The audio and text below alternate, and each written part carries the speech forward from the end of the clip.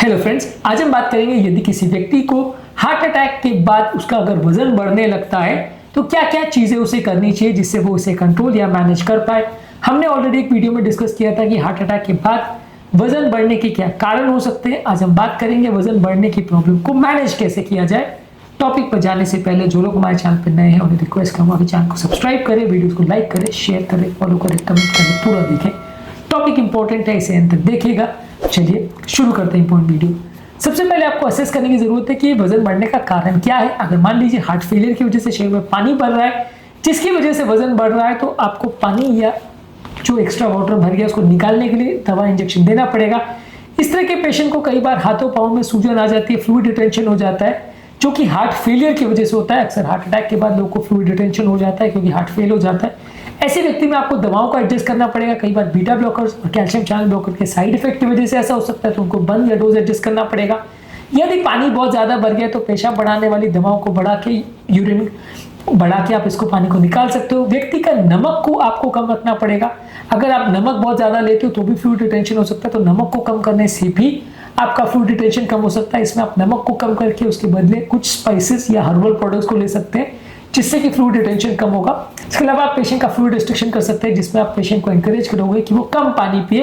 कम पानी पीने से बॉडी में फ्लूइड रिटेंशन कम होगा। एक्स्ट्रा पानी आप पियोगे तो हार्ट उसे टॉलरेट नहीं कर पाएगा, पानी भरेगा जिससे वजन बढ़ सकता है। तो अगर ऐसा हो रहा है तो आपको नमक कम करना है, पानी कम करना है, पेशाब बढ़ाने वाली दवा देना है, हार्ट फेलियर को मैनेज करना है और डेली पेशेंट का वेट मॉनिटरिंग करना है क्योंकि ये वेट जल्दी जल्दी बढ़ता है और इसका खाने से या फैटी फूड खाने से बहुत फर्क नहीं, कैलोरी की वजह से नहीं बढ़ रहा है, ये पानी की वजह से बढ़ रहा है। वजन इसमें भी बढ़ रहा है, वेइंग स्केल पे आपको ज्यादा दिखेगा, लेकिन इसका सोल्यूशन है हार्ट फेलियर का मैनेजमेंट, ना कि खाने पीने को कम करना।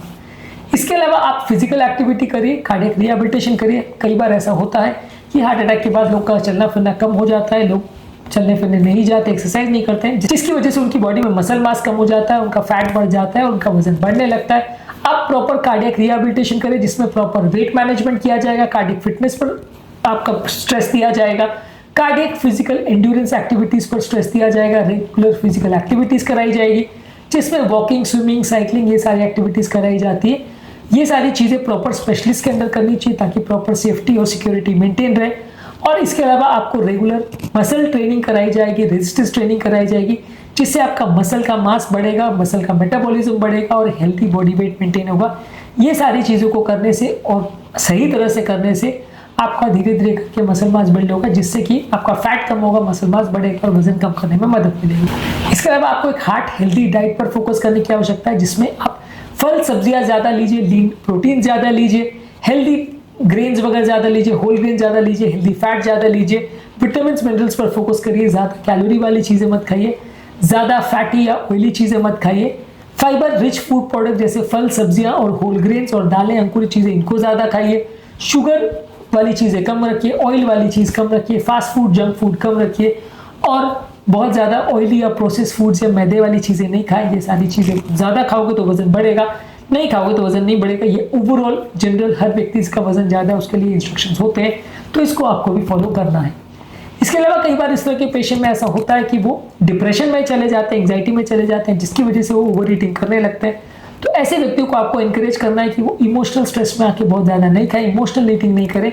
ये इमोशनल प्रॉब्लम जो उनको होती है जैसे डिप्रेशन, एंग्जाइटी, उसको कोप करने के लिए आपको उनको ट्रेन करना है जिससे उनका खाना पीना कंपैरेटिवली बेटर हो और जो वो खा रहे हैं, जितना खा रहे हैं उसको सोच समझ के विचार करके खाएं, उसको देखभाल करके खाएं तो ज़्यादा अच्छा है। यदि बिना देखे बिना सोचे आप खाना बहुत ज़्यादा खाते हो तो हेल्थ बिगड़ सकती है। आप माइंडफुल ईटिंग करोगे कि आप क्या खा रहे हो, कितनी मात्रा में खा रहे हो, तो वो ज़्यादा हेल्दी रहेगा रादर देन रैंडमली कुछ भी खाना, तो उसकी वजह से वजन बढ़ेगा।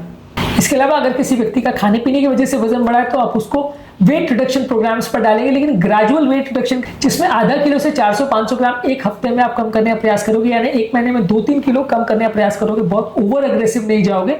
और रेगुलर आपको मॉनिटरिंग या चेकअप करते रहना पड़ेगा क्योंकि हार्ट अटैक के बाद व्यक्ति थोड़ा ज्यादा सेंसिटिव होता है, साइड इफेक्ट्स होने का, प्रॉब्लम्स होने का चांस ज्यादा होता है, इसलिए ओवर अग्रेसिव वेट रिडक्शन नहीं करेंगे, रियलिस्टिक प्रोग्राम सेट करेंगे, बहुत स्लो भी नहीं जाएंगे, बहुत अग्रेसिव भी नहीं जाएंगे, एक रेगुलर वे में, प्रॉपर वे में इसको मैनेज करेंगे तो रिजल्ट ज्यादा अच्छे मिलेंगे।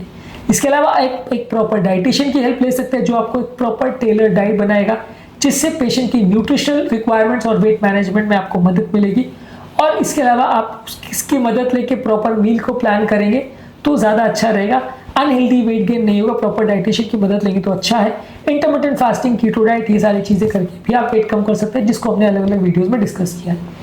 इसके अलावा एक प्रॉपर बैलेंस डाइट लीजिए, रेगुलर एक्सरसाइज करिए, रेगुलर स्लीप रखिए। ये सारी चीज़ें आप यूज़ करते हो तो एक हेल्दी लाइफस्टाइल डेवलप होती है, जिससे भी वजन को मैनेज और मेंटेन करने में मदद मिलती है। यदि किसी व्यक्ति को स्मोकिंग करने की, तंबाकू लेने की, अल्कोहल लेने की आदत है, ये सारी चीज़ों में बॉडी के मेटाबॉलिज्म को अफेक्ट करता है, बॉडी का इन्फ्लेमेशन बढ़ाता है, तो ये सारी चीज़ें भी नुकसानदायक है और आपकी हार्ट की हेल्थ को और आपकी बॉडी की हेल्थ को और बॉडी के मेटाबॉलिज्म को अफेक्ट करता है। तो इन सारी चीज़ों को पूरी तरह से बंद करना है, इससे भी आपका वजन बढ़ने का और बॉडी की हेल्थ कॉम्प्रोमाइज होने का चांस बढ़ता है।